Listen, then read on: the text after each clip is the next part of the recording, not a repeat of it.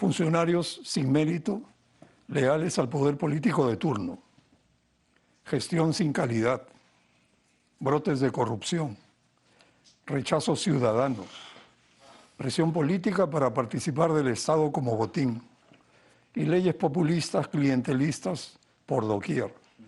¿Cómo romper este modo de gobierno que parece haberse impuesto? Si uno mira, digamos, la experiencia en el Perú sobre las grandes reformas que se hicieron en el sector público, yo diría que se necesita generar un cambio básicamente donde es posible hacer cambio con el poder político, ¿no? ¿Sí?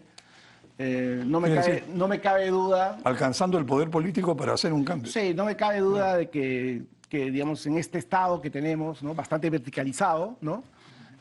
Así como se pueden hacer destrozos, ¿no? Con malas decisiones de arriba, yo creo que se pueden hacer grandes avances, ¿no? Y grandes cambios, ¿no? Si tuviéramos la estructura política de los políticos, ¿no? Adecuados en la toma de decisiones, ¿no?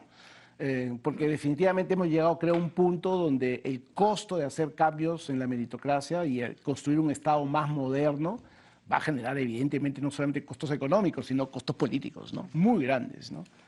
Y esto nos pone un poco en la discusión de lo que va a pasar en el próximo resultado electoral, ¿no? Y ese es un tema que a mí personalmente me preocupa, creo que a muchos, ¿no? Que dado el contexto, es muy posible de nuevo un resultado fragmentado, ¿no? ¿Sí? Y si va a haber, digamos, 15 partidos en el Congreso, ¿no? De todos los colores, ¿no? Generar realmente consensos para hacer cambios, por ejemplo, en el sector de educación, ¿no? Con nuestros maestros, para hacer cambios, no digo grandes cambios a nivel nacional, pero sí se pueden hacer cambios de manera estructurada en lo que se llama ese 20-80, ¿no? Yo creo que en el Estado peruano tenemos 20% de instituciones que finalmente tú puedes hacer el 80% del cambio en el volumen del dinero, ¿no? Salud es un buen ejemplo, ¿no? 15.000 millones de soles, ¿no es cierto? Es solamente una institución. Es mucho más fácil hacer una reforma institucional, digamos, en salud, ¿no? Para que puedas hacer mejor uso de los 15.000 millones de soles y hacer mejor uso de los 100.000 personas que trabajan en esa institución. Y puedes hacerlo así con varios gobiernos regionales, ¿no? Con varias entidades del Estado y construir nuestras SUNATs del pasado, ¿no es cierto? Nuestros entes reguladores del ID del pasado, de a poquitos. Creo que eso es posible y factible, ¿no? Las islas de eficiencia. Las islas de eficiencia, correcto. Orlando, ¿cómo lograr que las instituciones de control, como la Contraloría, el Poder Judicial, la Fiscalía, actúen con eficacia y autonomía sin ponerse al servicio de intereses políticos? Personas, ¿no? El gran tema es siempre personas. Para ser un buen juez, un buen fiscal o un buen auditor, necesitas tener la carrera de élite que no la tenemos en la actualidad. Meritocracia, nuevamente. Meritocracia, pero ojo, ya no es dinero, se gana bien, en las tres entidades se gana un sueldo más que decente dentro del mundo profesional. Ya no es fórmulas de estatus social, porque un juez y un fiscal dentro de provincias y en la propia Lima tienen un estatus importante. El tema es condiciones de trabajo. Me parece que tanto la Contraloría, el Poder Judicial como el Ministerio Público no tienen esas condiciones de poder público relevante que sí aparecen en otros países, ¿no? Es decir, uso de tecnología más adecuada, mejores medios para poder relacionarse, una posibilidad abierta de poder tener bibliotecas, que eso es fundamental para un jurista. O sea, los juristas necesitamos bibliotecas para poder trabajar. Y fundamentalmente algo que se nota ahora es esa falta de relacionamiento correcto que tiene que existir dentro del poder público. No puede ser, y lo digo con todo aprecio por las personas que están involucradas, que veamos esos espectáculos en el Ministerio Público de todos los días, ¿no? Ellos son una de las partes fundamentales del sistema de justicia. Eso, por ejemplo, nunca pasó en el Tribunal Constitucional peruano. Por eso el Tribunal Constitucional siempre ha mantenido un estatus diferente. Pero el Ministerio Público en los últimos años se ha degradado a partir de las cabezas. De nuevo, el problema son personas. Juan José, ¿qué se ganaría reduciendo ministerios? Yo no sé si la solución sea reducir ministerios por reducir. El tema es mejorar su capacidad, lo que se llama capacidad institucional, su capacidad de acción, su capacidad de funcionamiento, ser más eficientes, ¿no? Hemos hablado del tema de abastecimiento, ¿no? Cómo conseguir que el programa de alimentación para niños, lo que antes se llamaba Jaliwarma, que ahora se llama Guasimicuna, creo, funcione mejor y no se nos filtren malos proveedores en donde le terminan dando cualquier cosa a nuestros niños, que encima son las personas que están en sectores más vulnerables. El tema no es tanto el tamaño del número de entidades públicas. Lo que más me preocupa es cómo generar mayor eficacia, mayor eficiencia en su funcionamiento. Y yo creo que eso pasa por varios factores, ¿no? Creo que el gobierno que entre va a tener que, si quiere que mejore el funcionamiento del Estado, una primera cosa que se debería hacer es esto que se llama evaluación de impacto. Ver si las políticas o las instituciones realmente han cumplido con los objetivos para los cuales se habían diseñado, se habían construido, se habían fundado. Una segunda cosa es, en cuanto a personal, gestión de rendimiento más mecanismos de incentivos, ¿no? Es ver que el personal que tenemos está funcionando, no está funcionando, qué limitaciones tiene, tomar medidas frente a ello y a eso sumarle mecanismos de incentivos, tanto los positivos, que son premios, son bonos, la gente puede tener derecho a ganar más si es que efectivamente cumple objetivos y es eficiente, o también mecanismos sancionadores, ¿no? Si no funcionan, si está teniendo infracciones, si son ineficientes abiertamente, hay que tomar medidas contra eso también.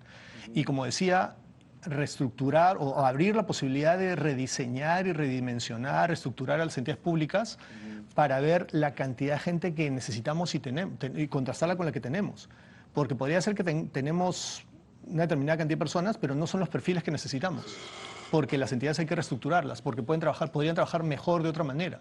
Hay que abrirnos esa posibilidad. Hoy día esa posibilidad, desde el punto de vista legal, es rígida, no podemos hacer cambios, lo cual te lleva a generar capas de personal, ¿no? Si este grupo no funciona, crea otro régimen y ese otro grupo funcionará un tiempo. Y cuando este empiece a burocratizarse y no funcione, creamos otro sistema, es como las capas de las cebollas, ¿no? Vamos teniendo cada vez más.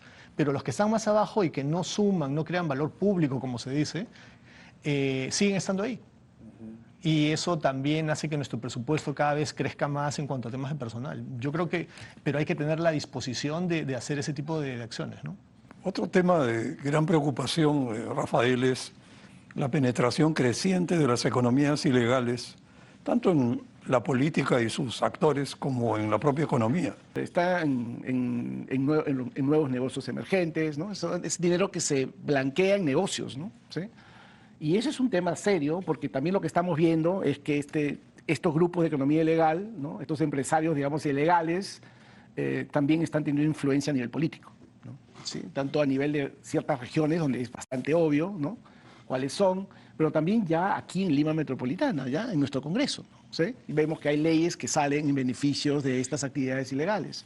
Entonces ahí tenemos un serio problema que tenemos que resolver, ¿no? Y esto también está generando alguna involucramiento con la meritocracia, esa meritocracia que creemos que ahora resulta en gran parte trabajando para la economía legal, ¿no? Que tenemos que resolver. Yo diría, a ver, cuando uno mira los números en general de nuestra burocracia, yo creo que la pregunta clave es ¿cómo hacemos para blindar a esos 2.000, yo diría 3.000 funcionarios a nivel nacional, ¿sí? Que son los que pueden marcar la diferencia, ¿no? ¿Sí? Y la pregunta es cómo despolitizamos esos puestos. Y yo diría que la respuesta podría sonar bastante sencilla, ¿no? Tenemos que identificar esos 2.000, 3.000 puestos y hagamos un arreglo particular, una isla, ¿no? Como mencionaba Juan José, y decir que esos 2.000, 3.000 puestos tienen que ser reclutados por un headhunter internacional, ¿no? Y despolitizarlo completamente y al menos proteger esos puestos con meritocracia de élite. Digo esto porque creo que sabemos todo de nuestra experiencia que tenemos con el sector público, es que cuando hay una persona A arriba, es muy difícil que exista una persona C menos abajo. Usualmente la persona A gotea hacia abajo, busca asesores igual a ellos, contrata a sus segundos parecidos a ellos. Hay una irradiación. Yo creo que el gran problema de la pérdida de meritocracia ha sido esa.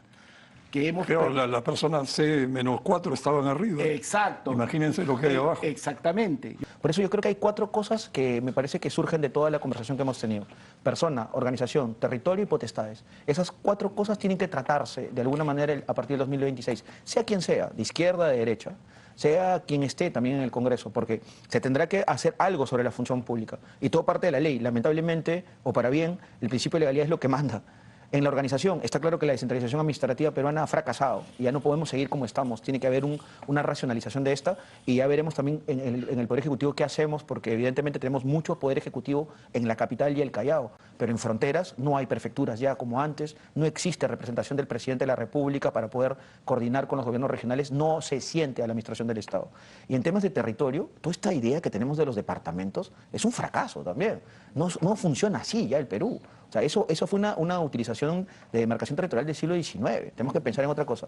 Y para cerrar, y con esto cierro, tanto potestades como las tenemos ahora aparecen altamente desordenadas. Tenemos que existir un orden competencial mucho más elaborado. Eso implica, lo que decía más temprano el profesor, estandarizar el tema de muchas cosas, pero sobre todo a entender de que la administración pública es una, y como una tiene que articularse para responder a problemas públicos, ¿no? Creo que tenemos que hacer grandes esfuerzos los próximos 5 años en invertir en capacitar en en nuestra burocracia pública.